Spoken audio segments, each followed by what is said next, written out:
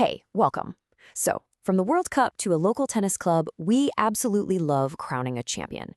But have you ever really stopped to think about how we do it? How do we actually design a competition to find that one single winner from a huge crowd of contenders and do it fairly? Well, it's all about design, strategy, and, a bit of luck. So let's break down how it all works. All right, let's start with a simple thought experiment. Imagine you've got 8 teams. They're all fired up, they all want that trophy. But only one can be the champion. So what's the best way to set up the games to find that winner? This is the big question every single sports organizer has to figure out. And the answer, of course, is a tournament.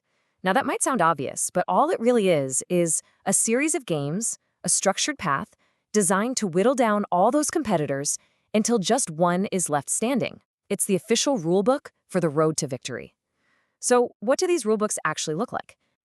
Okay, so the most common format, the one we all know and love, is the knockout tournament. It's built on a very simple and kind of brutal principle. You lose one game, and you're out. Done.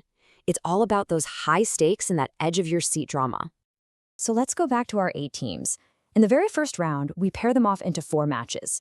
They play, and just like that, boom, the field is cut in half. You've got 4 happy teams moving on. Now, those 4 winners face off in the semifinals. That means 2 more super high-pressure games. The winners get that golden ticket to the final, and for the losers, well, the dream is over. And it all comes down to this: one game.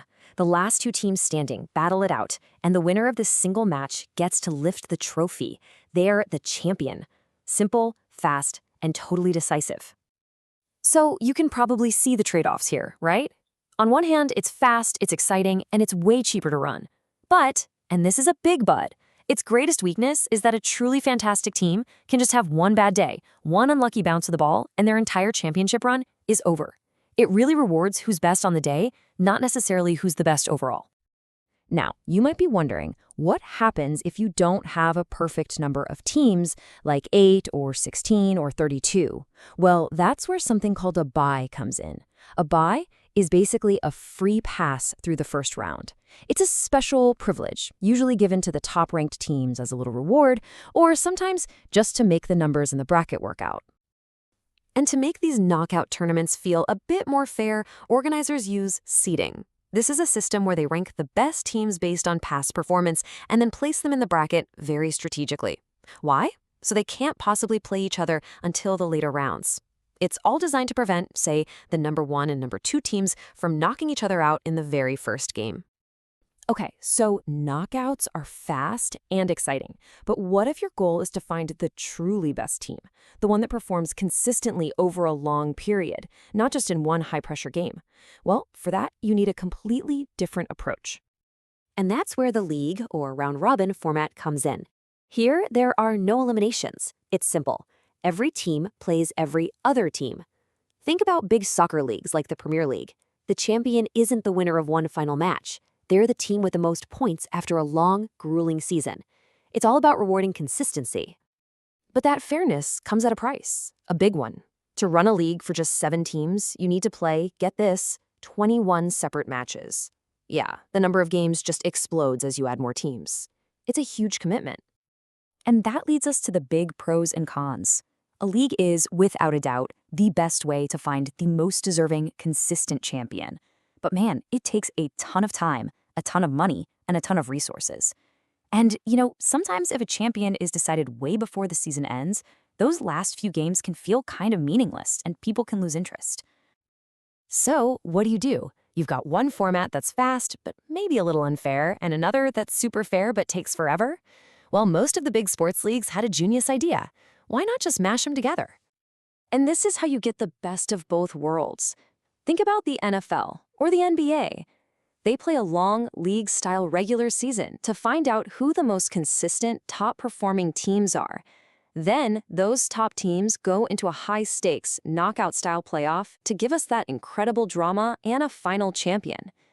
It's a pretty brilliant compromise.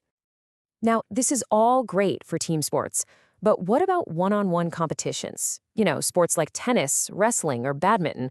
For those, there's a totally different system that's not about a single event, but about a constant climb to the top. These are called challenge tournaments.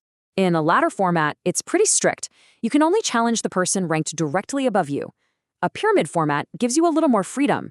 You can challenge anyone in the row above you. But the goal is always the same. Keep winning, keep climbing, and try to make it to the very top of that pyramid. Okay, so we've talked a lot about the how, the structures and the formats, but the where and the who are just as important. The whole context of the competition really changes things. Are you playing against your classmates, or are you playing against teams from other cities? This quote right here, it's kind of the unofficial motto for what we call intramural sports, and it perfectly captures the spirit of it. It's not about finding the one single best athlete. It's about making sure everyone gets a chance to play and have some fun. And the difference is actually right there in the words themselves. Intramural literally means within the walls. Think of a competition between different houses at the same school. Extramural means outside the walls. That's when you're competing against different schools or organizations. One is all about participation, the other is about representation. So, after going through all these different formats and types of competition, where does that leave us? What's the big takeaway here? How do you know which format is the right one? Well, at the end of the day, it all comes down to this. The format you choose isn't just a schedule. It defines the entire path to victory. If you need to crown a champion by Sunday afternoon, a knockout tournament is your best friend. If you have a whole year and you want to find the most dominant team, well, you're going to need a league.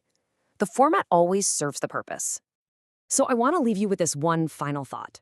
The next time you're watching a team hoist a trophy, think about the journey they took to get there. And ask yourself, did the best team actually win?